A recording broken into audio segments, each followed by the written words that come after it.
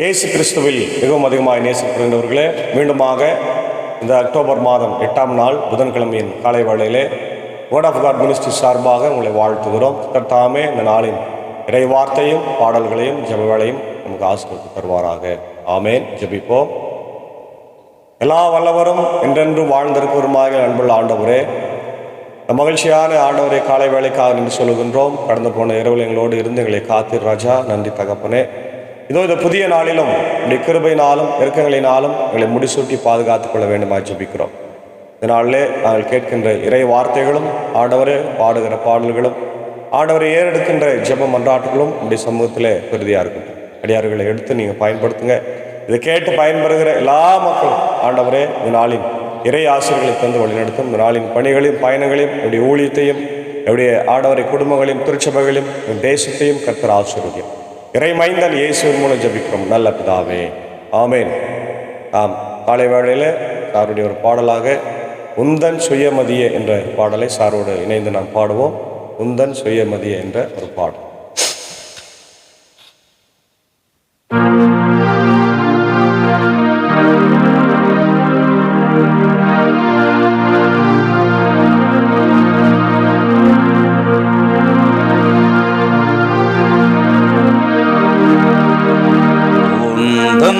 சுயமதியே நெறி என்று புகந்து சாயாதே, அதில் நீ மகிழ்ந்து மாயாதே, அதில் நீ மகிழ்ந்து மாயாதே.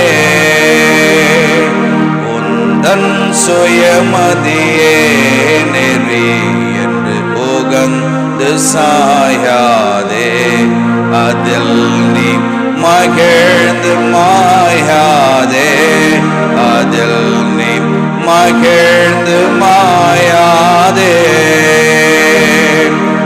சொந்தம் உனதுளம் என்று நீ பார்க்கிலோ வந்து விளையுமே கேடு, அதின் தந்திர போக்கை விட்டோடு கதி தேடு, கதி தேடு, கதி தேடு, கதி தேடு. உந்தன் சுயமதியே நெறி என்று புகந்து சாயாதே, அதில் நீ மகிழ்ந்து மாயாதே, அதில் நீ மகிழ்ந்து மாயாதே. தோட்டர்தம் ஆலோசனை பாடியே தொடர்ந்தேட்டமதாய் நடவாதே, தீயர் கேட்ட வழி இல்லாதே, அது தீதே, அது தீதே, அது தீதே, அது தீதே. உந்தன் சுயமதியே நெறி என்று புகந்து சாயாதே, அதில் நீ மகிழ்ந்து மாயாதே, அதில் நீ மகிழ்ந்து மாயாதே. சக்கந்தக்காரரிருக்கும் இடத்தோர் மிக்க இருக்க நன்னாடே, அவர் ஐக்கியம் நலம் என்று நாதே, அதம் நாதே, அதம் நாதே, அதம் நாதே, அதம் நாதே. உந்தன் சுயமதியே நெறி என்று புகந்து சாயாதே, அதில் நீ மகிழ்ந்து மாயாதே, அதில் நீ மகிழ்ந்து மாயாதே.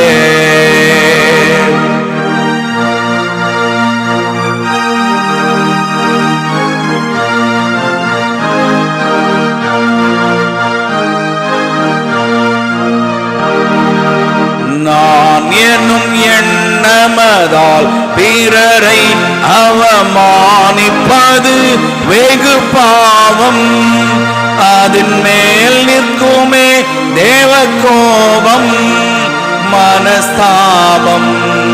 மனஸ்தாபம் மனஸ்தாபம் மனஸ்தாபம் முந்தன் சுயமதியே நெறி என்று உகந்து சாயாதே, அதில் நீ மகிழ்ந்து மாயாதே, அதில் நீ மகிழ்ந்து மாயாதே.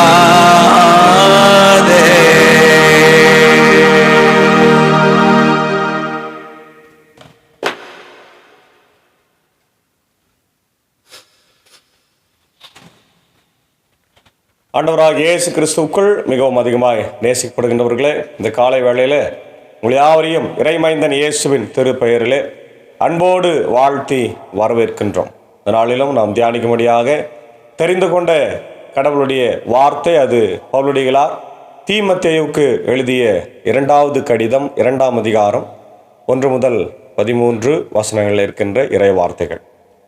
கிறிஸ்துவின் நல்லதொரு படை வீரன் என்று சொல்லப்பட்டிருக்கிறது.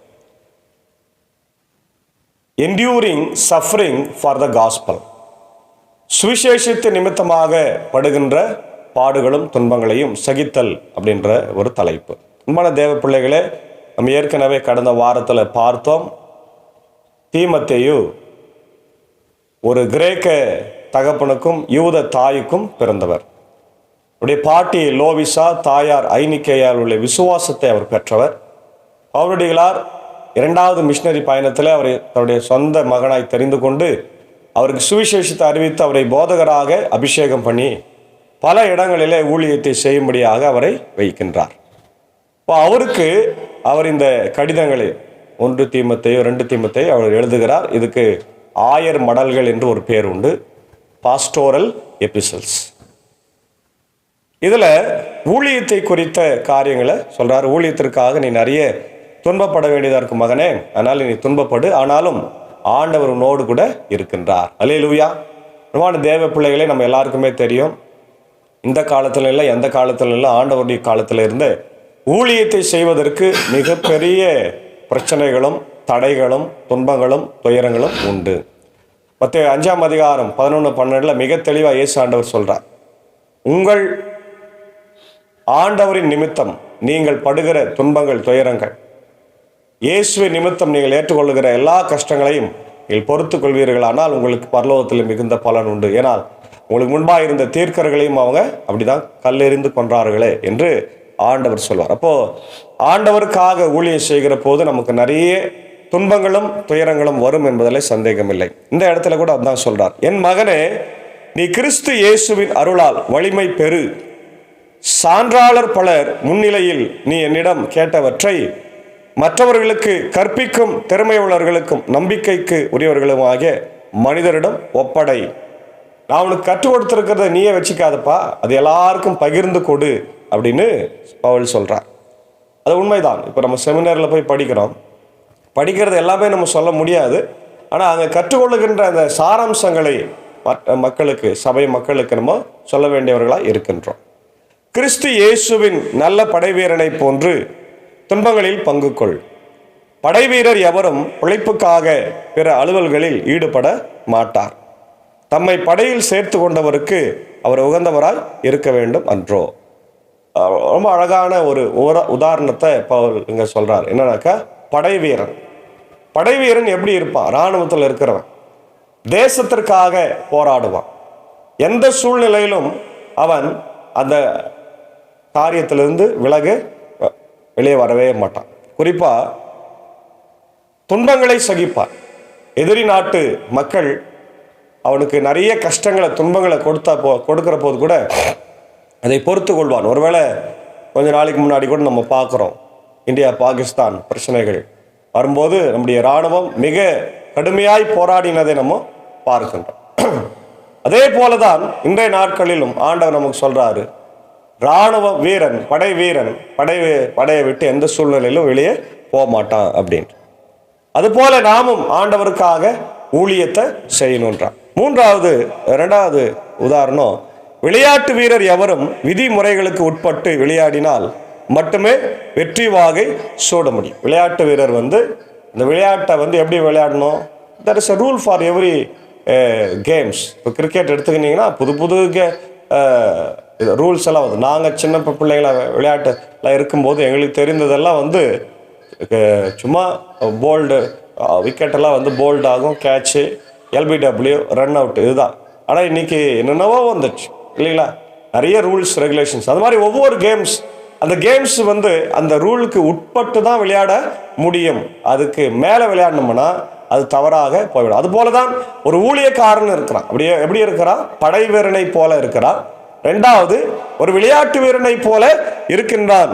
மூன்றாவது, நிலத்தில் பாடுபட்டு உழைக்கும் தொழிலாளரே விளைச்சலில் முதல் பங்கு பெற வேண்டும். நான் கூறுபவற்றை கருத்தில் கொள், ஆண்டவர் உனக்கு அனைத்தையும் புரிந்து கொள்ளும் திறமையை தருவார். ரொம்ப அழகா சொல்றார் பார். மூன்றாவது என்ன சொல்றாருன்னா, ஒரு விவசாயி எப்படி பணிகளை செய்வானோ அது போல மும்முரமாக நிலத்துல பணி செய்வாரு, அவருக்கு தான் முதல் பலன் கிடைக்கும். அது போல உனக்கு நிச்சயமாக பலன் தருவார். கடவுள் உனக்கு எல்லாத்தையும் புரிய வைப்பார்ப்பா, கவலைப்படாத. இந்த காலத்துல உனக்கு புரியாதெல்லாம் இன்னும் வருங்காலத்துல உனக்கு எல்லாமே புரிஞ்சிடும் அப்படின்னு தெளிவா சொல்றார். அடுத்து சொல்றாரு, தாவீதின் மரபில் வந்த இயேசு கிறிஸ்து இறந்து உயிர் பெற்று எழுந்தார் என்பதே என் நற்செய்தி.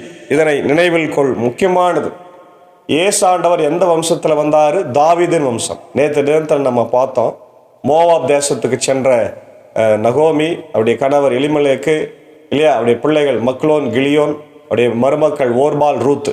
இல்லை ரூத்து மட்டும் திரும்பி வராங்க. அவங்களுக்கு போவாசோட திருமணம் நடக்குது. போவாசுக்கும் ரூத்துக்கும் பிறந்தவர்கள் தான் ஈசாயினுடைய தகப்பனார் ஓபேத், ஓபேத்தினுடைய மகன் ஈசாய், ஈசாயினுடைய மகன் தாவீது, தாவீதினுடைய கொள்ளு தாத்தா தான், அதாவது அப்பாவுக்கு அப்பா தான் யாரு? போவாஸ், ரூத்து இல்லையா. இப்போ ரூத்து போவாசுடைய வம்சத்துல வந்தவர் தான் ஆண்டவராகிய இயேசு கிறிஸ்து. அப்போ தாவீதினுடைய வம்சத்துல வந்தவர், தாவீது அந்த வம்சத்துல வரார். அதங்க சொல்றாரு. இப்போ தாவீதுடைய வம்சத்துல வந்தவர் இயேசு என்பதை தெளிவா, அதாவது யூதா கோத்திரத்துல வந்தவர், அதை தெளிவா சொல்றார். இதனை நினைவில் கொள், இந்நற்செய்திக்காகவே நான் குற்றம் செய்தவனை போல சிறைப்பட்டு துன்புற்று வருகிறேன். இந்த நிருபத்தை எழுதும் போது அவர் சிறையில் இருக்கிறேன் என்பதை தெளிவாக சொல்றார். இயேசுவுக்காக, ஆண்டவருக்காக நான் சிறைப்பட்டிருக்கிறேன். அன்பான தேவ பிள்ளைகளே, நம்முடைய வாழ்க்கையில நாம் எப்பயாவது சிறைக்கு போய் இருந்தது உண்டா? ஒரு நாள்ல சிறையில் இருந்து பாரு, ஜெயிலில் இருந்து பாரு. கொடுமையான ஒரு விஷயம் இல்லையா? ஒரு நாள் போலீஸ் ஸ்டேஷன்ல இரவு முழுக்க இருந்தாலும் சரி, அல்லது சிறையில இருந்தாலும் சரி, கொடுமையான விஷயம். இன்னைக்கு அதெல்லாம் நம்ம திரையில் தான் பார்த்துனே இருக்கிறோம். மிக மிக மிக கொடுமை. கடவுளுக்கு செய்ய ஆரம்பித்து விட்டோம் என்று சொன்னால் நிறைய பிரச்சனைகள்லாம் இனி சந்திக்க போகிறோம். நீ மிஷினரிகள் எல்லாம் எவ்வளவு கஷ்டங்கள் பண்றாங்க பார்த்தீங்களா? பல இடங்களில் அவர்கள் தலை துண்டிக்கப்படுகிறது, ஷூட் பண்றாங்க. வடநாட்டுல எல்லாம் மிஷினரிகள் வெளியே வந்துட்டு வீட்டுக்கு போறது மிக அரிப்பொருளாய் இருக்கிறது. அவ்வளோ துன்பங்களை, துயரங்களை சந்திக்கிறாங்க. அதை தான் இங்க பவுல் சொல்றாரு, ஆண்டவருக்காக நான் சிறையிலே இருக்கின்றேன் என்று சொல்லுகின்றார். ஆனால் கடவுளின் வார்த்தையை சிறைப்படுத்த முடியாது. அல்லேலூயா, பிரைஸ் தி லார்ட். எவ்வளவு அழகான வார்த்தை பார். என்னை தான் சிறைப்படுத்த முடியுமே தவிர நான் சொல்லுகின்ற இந்த வார்த்தைகள், கடவுளுடைய வார்த்தைகள், அதை சிறைப்படுத்த முடியாது என்பதை மிக தெளிவாக பவுல் சொல்லுகிறார். Yes, of course the word cannot be arrested. The word of God cannot be arrested. இல்லையா? இன்னைக்கு நம்ம சொல்லுகின்ற இந்த வார்த்தை, கடவுளுடைய வார்த்தையை யாராலும் அரெஸ்ட் பண்ண முடியாது அப்படின்றார். தேர்ந்து கொள்ளப்பட்டவர்கள் மீட்பையும் அதனோடு இணைந்த என்றுமுள்ள மாட்சியையும் கிறிஸ்து இயேசு வழியாக அடையுமாறு அனைத்தையும் பொறுத்து கொள்ளுகிறேன். இதற்காக நான் என்ன பண்றேன்? எல்லா துன்பத்தையும் கஷ்டத்தையும் நான் சகித்துக் கொள்கிறேன். என் ஆண்டவருக்காக, என் ஆண்டவருக்காக. ஆண்டவருடைய பாடு, மரணம், உயிர்த்தெழுதல் அவரே பாடுபட்டாரே, நான் என்ன இதெல்லாம் ஒன்றும் பெரிய விஷயமே இல்லைன்னு நான் சகித்துக் கொள்ளுன்னு சொல்றேன். பின்வரும் கூற்று நம்ப தகுந்தது. நாம் அவரோடு இறந்தால் அவரோடு வாழ்வோம், அவரோடு நிலைத்திருந்தால் அவரோடு ஆட்சி செய்வோம், நாம் அவரை மறுதலித்தால் அவர் நம்மை மறுதலிப்பார். ரொம்ப அழகா சொல்றார். நாம் அவரோடு துன்புற்று இறந்தால் அவரும் நம்மோடு இறப்பார். நாம் அவரோடு வாழ்ந்தோம் என்றால் அவரும் நம்மோடு வாழ்வார். ஆகவே நாம் அதை பற்றி கவலைப்பட வேண்டிய அவசியம். அவரோடு இறந்தால் வாழ்வோம், அவரோடு நிலைத்திருந்தால் அவரோடு ஆட்சி செய்வோம். ரொம்ப அழகான ரெண்டு வார்த்தைகள். நாம் அவரோடு இறந்தோம் என்றால் வாழ்வோம், அவரோடு நிலைத்திருந்தால் நாம் ஆட்சி செய்வோம், அவரை நாம் மறுதலித்தால் அவரும் நம்மை மறுதலிப்பார். எந்த சூழ்நிலையிலும் இயேசு ஆண்டவரை நாம் மறுதலிக்காமல் இருக்கணும். இன்னைக்கு நிறைய நேரங்களில் நம்முடைய வாழ்க்கையில இயேசுவை மறுதலிக்கிறோம். எப்படி மறுதலிக்கிறோம்? அவர் நம்ம வாழ்க்கையில் நம்ம ஆண்டவருக்கு எந்த விதமான கனத்தையும் மரியாதையும் செலுத்தாமல் ஆலயத்துக்கு போகாமல் ஜெபிக்காமல் நாம் இருந்தோம்னு சொன்னால் அதுதான் மறுதளிக்கின்றது.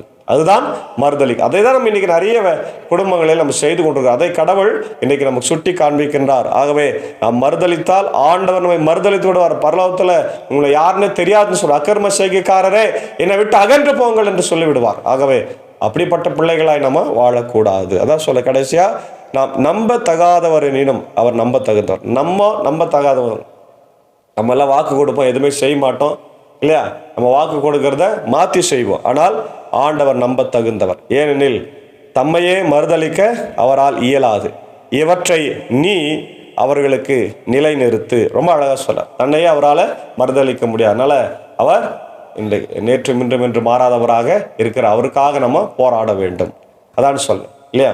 நம்முடைய ஸ்டாலின் ஐயா சொல்லியிருக்கிறார், தமிழ்நாடு போராடும், அநியாயத்தை, அக்கிரமத்தை, அதர்மத்தை எதிர்த்து போராடும். அது போல நாமும் கூட பிரச்சனைகளோடு கஷ்டங்களை எல்லாம் எதிர்த்து போராடி நம்ம ஆண்டவருடைய பிள்ளைகளாக இந்த உலகத்தில் நிலை நிற்க வேண்டும். ஆங்கிலத்தில் பார்ப்போம், enduring suffering for the gospel. Paul writes to Timothy encouraging him to remain faithful in the face of suffering. The passage emphasizes the importance of enduring hardship for the sake of the gospel. Be strong in the faith.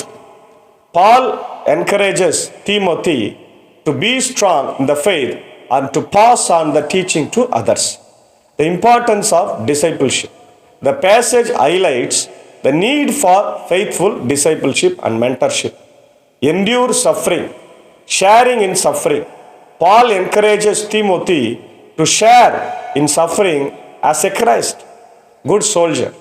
The example of athletes and farmers. The passage uses the examples of athletes and farmers to illustrate the importance of discipline and perseverance. Remember Jesus Christ. Paul reminds Timothy of resurrection, Jesus Christ, which guarantees our own resurrection. Enduring hardship for the gospel's sake.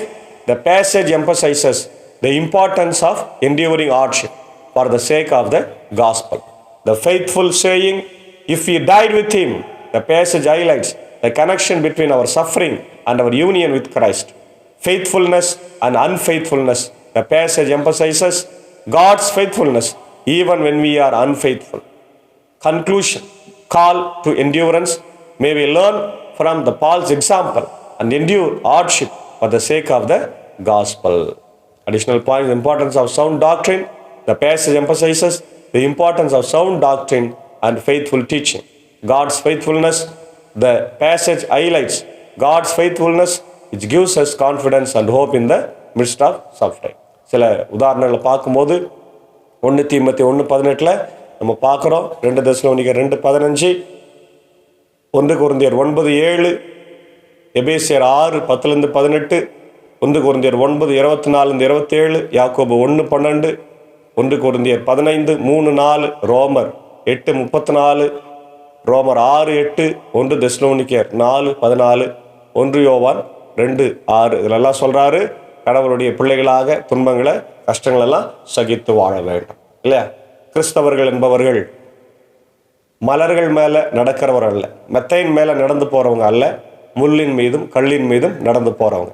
இடுக்கமான வாசல் வழியாக பிரவேசிக்கும் என்று சொல்லி order சொல்லியிருக்காரு இல்லையா? பிரவேசிக்கணும்னு.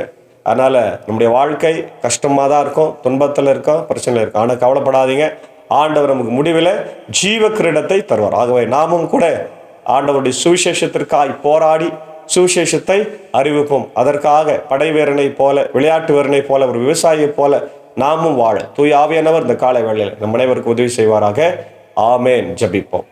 சர்வ வல்லமையும் மிகுந்த இரக்கமும் கிருபை நிறைந்த எங்கள் அன்பின் பரலோக பிதாவே, இந்த மகிழ்ச்சியும் ஆசீர்வாதம் நிறைந்த ஆண்டவரே, காலை வேலைக்காரர் என்று சொல்லுகிறோம். கடந்த போன இரவில் எங்களோடு இருந்து அவ்வப்போது நல்ல மழையை தருகிற, இன்னும் அதிகமான மழையை தந்து என்னுடைய புல் பூட்டைகள் விவசாயம் செழிக்கட்டும், என்னுடைய ஆறுகளில் நிரம்பட்டும். குறிப்பாய் பாலாறு எப்போதாவது ஆண்டவர் நிரம்புகிறது. இந்த வருஷம் கூட நிரம்பத்தக்கதாக அதிகமாய் தண்ணி ஆண்டவரை போகும்படியாய் கர்த்தர் கிருபை தார். இந்த நாள் முழுவதுமாய் ஆண்டவரே, உங்கள் பிள்ளைகளை ஆகிய எங்களை எல்லாரையும் கர்த்தர் ஆசீர்வதிங்க. இப்படி பணிகளை, பயணங்களை, குடும்பங்களை நாங்கள் சார்ந்திருக்கிற திருச்சபை அது சார்ந்திருக்கிற ஆண்டவரே எல்லா விதமான ஆண்டவர் மக்கள், சார்ந்திருக்கிற கர்த்தாவே குடும்பங்கள், என்னுடைய தேசம், என்னுடைய மாநிலம், ஆண்டவர் இந்த உலகம் எல்லாவற்றையும் கர்த்தர் ஆசீர்வதிங்க. குறிப்பாக அது சார்ந்திருக்கிற இந்திய சுவிசேஷ லுத்தரன் திருச்சபைக்காய் 3 சபை சங்கங்கள், போதகர்கள், ஊழியங்கள், ஸ்தாபனங்கள், பள்ளிக்கூடங்கள், விதஸ்தா மருத்துவமனை திறக்கும்படியாக ஜபிக்கிறோம். இப்படி கண்கடையா இரல் கல்லூரிக்காக ஜபிக்கிறோம். அதுபோல இந்தியாவிலும் வெளிநாடுகளிலும் ஆண்டவர் இருக்கின்ற அனைத்து கிறிஸ்தவ திருச்சபைகளையும், அதனுடைய ஸ்தாபனங்களையும், பள்ளிக்கூடங்களையும், மருத்துவமனைகளையும் கர்த்தர் ஆசீர்வதிங்க. மிஷினரிகளை ஆசீர்வதிங்க, ஊழியங்களை ஆசீர்வதிங்க. இன்றைக்கு வட மாநிலத்தில் மிகவும் கஷ்டத்தோடு, துயரத்தோடு, எந்த விதமான எதிர்பார்ப்பும், சம்பாத்தியம், பணம் இல்லாமல் ஊழியம் செய்கிற ஆண்டவரை ஜெம்ஸ் மிஷினரிகள், ஆண்டவரை IMS ஆண்டவரை மிஷினரிகள், கர்த்தாவே ஃப்ரெண்ட்ஸ் மிஷினரிகள் எல்லாருக்காக ஜபிக்கிறோம். ஆண்டவர் FMBB மிஷினரிகள் எல்லாருக்காக ஜபிக்கிறோம். கண்ணோக்கி பாருங்க. எல்லா தேவைகளையும் என் தேவன் பரத்திலிருந்து சந்திக்க வேண்டும் என்று கெஞ்சி மன்றாடுகிறோம். கர்த்தாவை இந்த நாளில கூட உம்முடைய இறை வார்த்தைகளை கர்த்தாவை கேட்டுக்கொண்டிருக்கிற அகில உலகத்தில் இருக்கிற மக்களுக்காக, தமிழ் மக்கள், தமிழ் கிறிஸ்தவர்களுக்காக வேண்டிக் கொள்கிறோம். இந்தியாவில் இருக்கிற தமிழ் கிறிஸ்தவர்களுக்காக, வெளிநாட்டில் இருக்கிற தமிழ் மக்களுக்காக, மற்ற மக்களுக்காக வேண்டிக் கொள்கிறோம். எல்லாரையும் ஆசீர்வதி. குறிப்பாக இந்த நேரத்தில் என்னுடைய இந்திய தேசத்திற்காக ஜபிக்கிறோம். ஆட்சி செய்கிற தலைவர்கள், ஜனாதிபதி, பிரதமர், மத்திய அமைச்சரவைக்காக, என்னுடைய தமிழ்நாட்டின் முதலமைச்சர், கவர்னர், அமைச்சர்களுக்காக, அனைத்து மாநிலத்தின் முதலமைச்சர்களுக்காக வேண்டிக் கொள்கிறோம். அமைதி சமாதானத்தை தாரும். வட மாநில பல இடங்களில் கடுமையான மழை பொழிவுனால ஆண்டவரே பெரிய சேதங்கள் ஏற்பட்டிருக்கிறது. அதெல்லாம் ஆண்டவரை மாறட்டும். ஆண்டவரே அவங்களுக்கெல்லாம் மழை போதும் ராஜா, நீ நிறுத்த வேண்டும் என்று ஜபிக்கிறோம். அதே போல வெளிநாடுகளில் குறிப்பாய் அமாஸ் இஸ்ரேல் போர் தீவிரமடைந்து இருக்கிறது. காசாவை அழிக்காமல் விடமாட்டேன் என்று நெத்தனியாக சொல்லியிருக்கிறார். அப்படியெல்லாம் இல்லாமல் ஆண்டவரை அமைதியான ஒரு சூழ்நிலை உருவாகட்டும். உக்ரைன் ரஷ்யா போர் நிற்கட்டும். இயற்கை பேரிடரிலிருந்து எங்களை காத்தரலும். காலை வேளையிலே இந்த ஊழியத்தில் இருக்கிற என் நண்பர் சாரியும், ஏஞ்சாக்காவே அன்பான பிள்ளைகள், மாத்தால் மரியாளியம், நண்புகுற சாக்கசாரி டீச்சர், அடியனின் குடும்பத்தை ஆசீர்வதிங்க. எல்லாருடைய தேவையை சந்தி இந்த நாளின் பணிகள், பயணங்கள், ஊழியங்களை ஆசீர்வதிங்க ராஜா. இடையின் பணியாற்றுகிற பாப்பனப்பள்ளி ஆண்டவர் போதவட்டத்திற்கு ஜபிக்கிறோம். பாப்பனப்பள்ளி, மின்னூர், வடகர, மேல்சனம் திருச்சபைகளை, குடும்பங்களை, பொறுப்பாளர்களையும் ஆசீர்வதிங்க. வியாதியாக இருக்கிற மக்களை கண்ணோக்கி பார். குறிப்பாக இந்த நாளை பிறந்த நாளை காணுகின்ற வெள்ளூரை சார்ந்த எப்சிபா அவர்களுக்காகவும், ஆண்டவரை ஆம்பரை சார்ந்த சுரேஷ் அவர்களுக்காக ஜபிக்கிறோம். பிரபாவதி அன்பான பிள்ளைகளுக்காக ஜபிக்கிறோம். குடும்பங்களை ஆசீர்வதிங்க. வழிநடத்தி இந்த பிறந்த நாள் அவர்கள் பெரிய ஆசீர்வாதமாக இருக்கட்டும். தொடர்ந்து ஆண்டவரை The Word of God Ministries ஆண்டவர் தொடர்ந்து நாங்கள் செய்யும். உற்சாகமாக அநேக மக்களுடைய வார்த்தைகளை அறிவிக்கவும், வார்த்தையை வல்லமையோடு நான் பிரசங்கிக்கும் எங்களை எடுத்து நீர் பயன்படுத்த வேண்டுமா ஜபிக்கிறோம். நாள் முழுதும் இறை பிரசனம் எங்களோடு கூட தங்கிருட்டும். பலவீனங்கள், கஷ்டங்கள் உண்டு, எல்லாவற்றையும் மாற்றுங்க. படுக்கையில் இருக்கிறவர்களுக்காகவும், வியாதியஸ்தர்களுக்காக ஜபிக்கிறோம். கர்த்தர் ஒவ்வொருவரையும் நோக்கி பார்த்து நல்ல சுக பலன் ஜீவனைத்தார். தொடர்ந்து முடிய இறை ஆசிரியர்கள் எங்களோடு கூட தங்கிருக்கட்டும். இறை மைந்தன் இயேசுவின் மூலம் ஜபிக்கிறோம் நல்ல பிதாவே, ஆமேன். எல்லா வல்ல தந்தை, மகன், தூய ஆவியின் ஆசைகள் இந்த நாளிலே நம்மளோடு கூட இருப்பதாக. ஆமேன். கர்த்தர் உங்களை ஆசீர்வதிப்பாராய். God plus.